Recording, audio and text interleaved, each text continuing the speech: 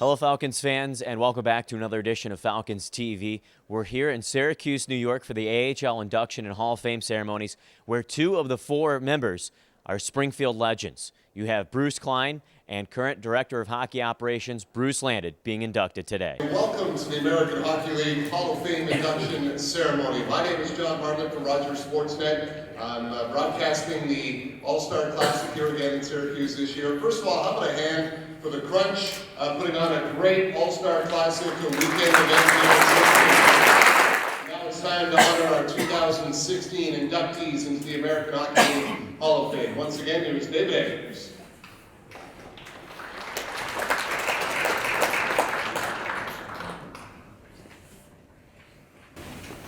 Thanks again to Mike and Scott for those remarks. Really appreciate you being here and your families being here.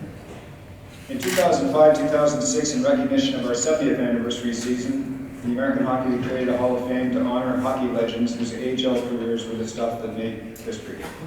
The list of honor members of the AHL Hall of Fame includes some of hockey's greatest stars and builders, 5 of whom have also been inducted in the Hockey Hall of Fame in Toronto.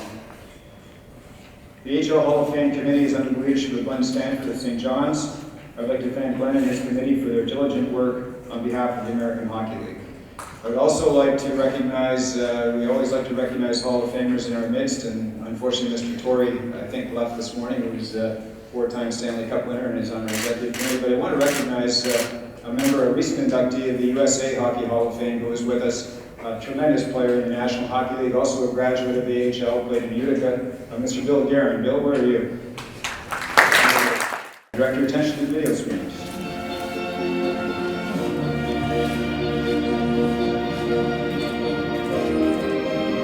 A mainstay in the American Hockey League for nearly half a century, Bruce Landon is considered by many to be synonymous with hockey in Springfield, Massachusetts. One of the class guys in the sport, and really one of the class people of all time. I've learned a lot from Bruce, his dignity, his integrity, his knowledge of the game, his passion. What he's done in keeping hockey alive and thriving in Springfield is nothing short of magnificent. The Ontario native was drafted as a goaltender by the Los Angeles Kings in 1969 and joined their AHL affiliate in Springfield that fall, helping the club reach the Calder Cup Finals in 1970 before winning the championship in 1971. Well, Bruce, where has time gone? 1969, you and I started our professional careers. You as the goaltender, me as a young centerman. I can't believe it's now 2015. But boy, I'll tell you what, you've done an unbelievable job when you talk about the American Hockey League. I mean, your passion for hockey has been unbelievable. And I just want to say congratulations to you on this terrific honor. You deserve it. He had brief stints with the Jacksonville Barons and Rhode Island Reds before returning to Springfield in 1977. But a knee injury forced him to retire at the age of 28. Landon immediately took a marketing and public relations position in the Indians front office and was promoted to general manager in 1982. Landon was the GM of Springfield's back-to-back Calder Cup championship teams in 1990 and 1991. An even more impressive feat considering the titles were won with 2 different NHL affiliates. First of all, congratulations for your nominees to the AHL Hall of Fame. Well deserved. We go back to, 25 years ago when we won back-to-back championship with the Springfield Indians. And you were the general manager with Peter Cooney as the owner and Jimmy Robert the head coach. It's great memories. It's a huge task to win back-to-back, especially with 2 different franchises, the Hartford Whalers and the New York Islanders. So enjoy your night, Bruce. All the best, well deserved. In 1994, Landon helped organize a group of investors and purchased an expansion franchise to keep the American Hockey League in Springfield, and would serve for the next 20 years as president and general manager of the Springfield Falcons. Landon has been recognized several times by the AHL for his outstanding work, winning the Ken McKenzie Award in 1980, the James C. Hendy Award in 1989, and the prestigious Thomas E. Bright Award for Career Contributions in 2002. It is my honor to welcome Bruce Landon into the Hall of Fame. A man never deserved it more than he did, from being president to general manager to coach to everything he can do for the American Hockey League. He's done from the 60s on until now. I am so proud to be able to call him my friend, and I'm tickled pink that he's in the hall now. And well deserved, Bruce. Keep it up. Real proud of you.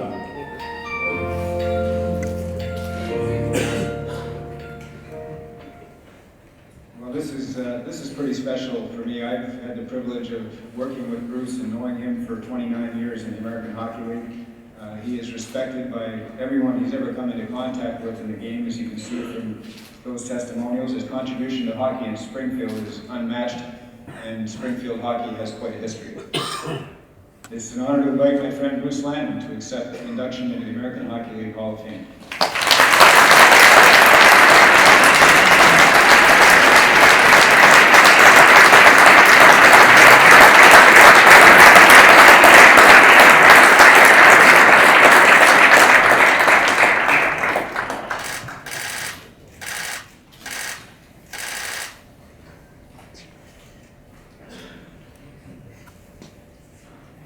Well, thank you very, very much. And first of all, to the fellow inductees for 2016, congratulations. It's a privilege for me to be on the stage with you guys. Tremendous accomplishments. First of all, the Board of Governors of the American Hockey League, the Hall of Fame Selection Committee. I could stand up here all morning and wouldn't come up with the right words to say just how much this moment means to me. It is truly an honor. I'm very humbled, but I'm also extremely proud to be here as a part of the history of this wonderful league. And you know, you can't spend almost 47 years in professional hockey, with 42 of those right here in the American Hockey League, without so many wonderful people touching your lives in so many different ways that enabled me to be here today. And I ask you just to bear with me, because just to rattle off a bunch of thank yous wouldn't certainly be paying them justice. It would be a disservice. And I really have to paint the picture for all of you of what these people have meant to me. And it starts with my older brother Terry, who's here with two of his boys today, Mike and Steve. When Terry was 19, he had to take care of a few financial problems for us back home. And I know without that, I wouldn't have been able to leave home when I was 15 to pursue a junior career, which eventually led to a pro career. So Terry, thanks so very much. In 1969, I was drafted by the Los Angeles Kings. I think it was the first time I found out that perhaps hockey isn't always fair. And after, I will admit, a very, very outstanding rookie training camp, I was told I had made the Kings to go home and enjoy the night with my family.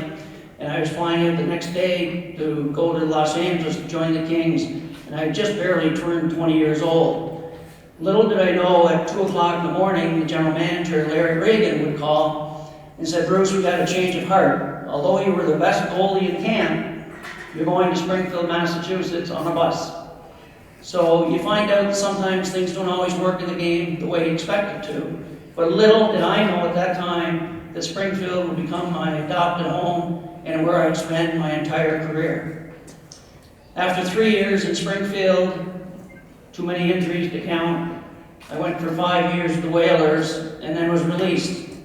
And George Leary, the late George Leary, who owned the Springfield franchise at the time, gave me the opportunity to sign a contract and stay right in Springfield with my home and my family, which I accepted.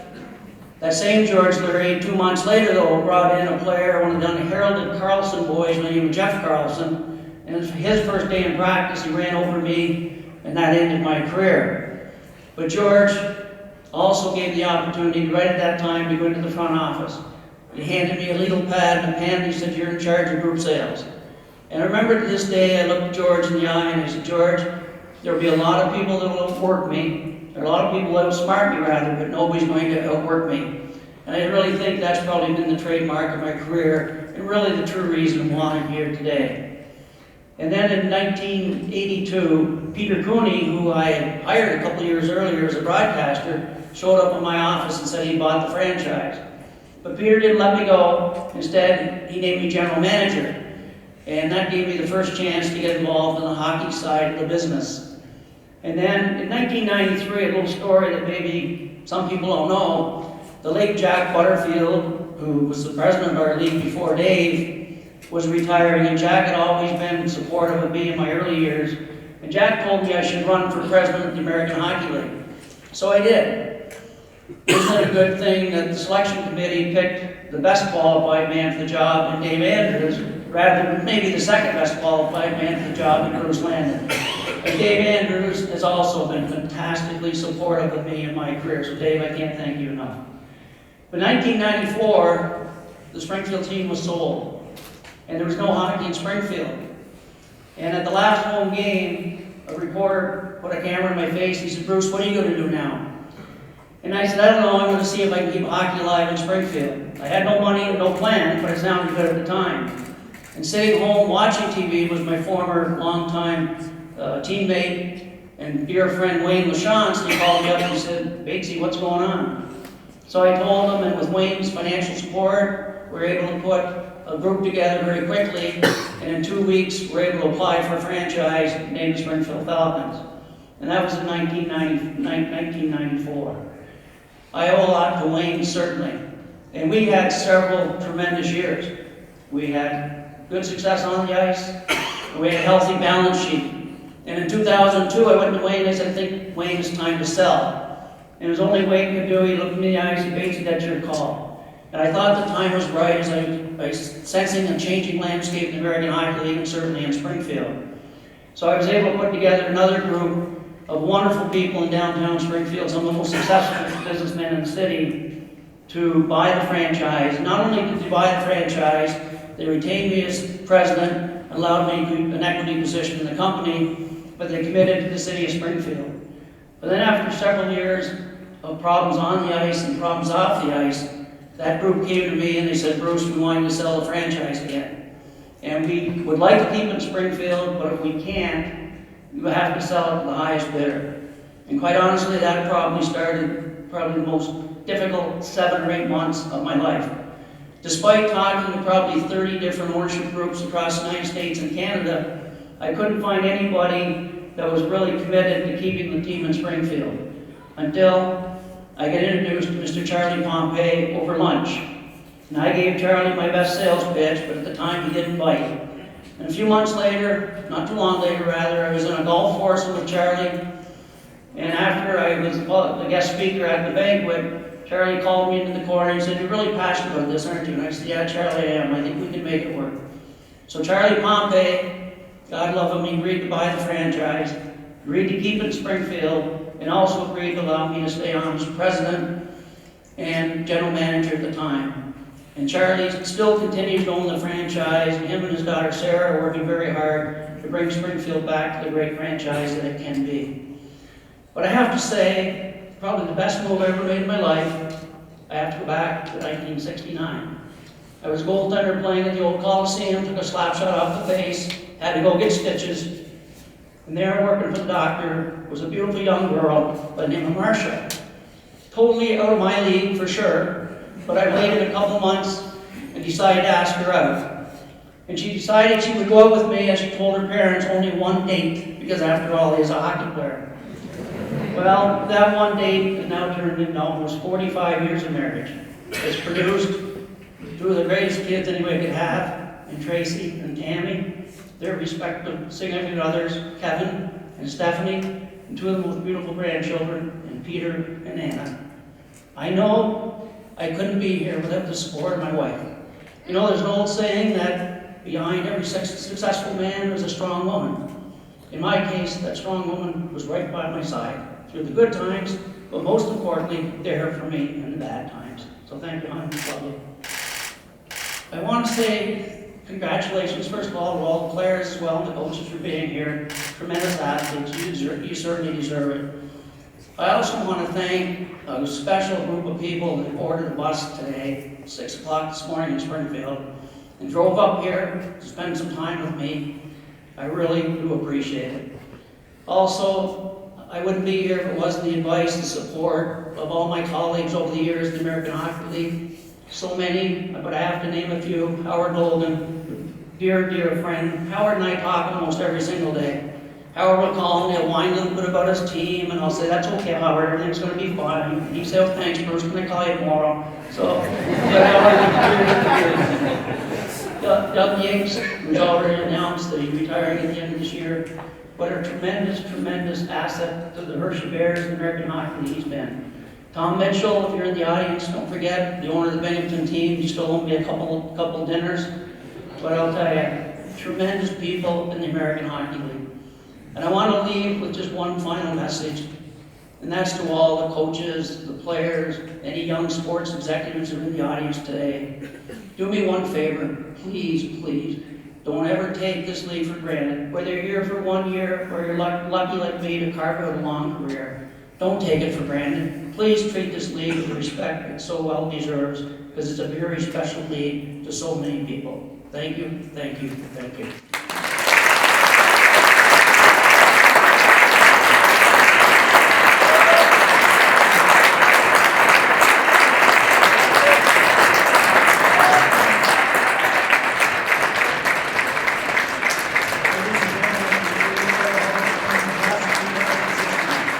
So once again, to wrap things up here at the AHL Induction and Hall of Fame ceremony, the Springfield Falcons staff made a trip down here to congratulate Bruce Landon. It has been a pleasure for all of us to share an office with you, and for the countless people that you have came across in this business, thank you.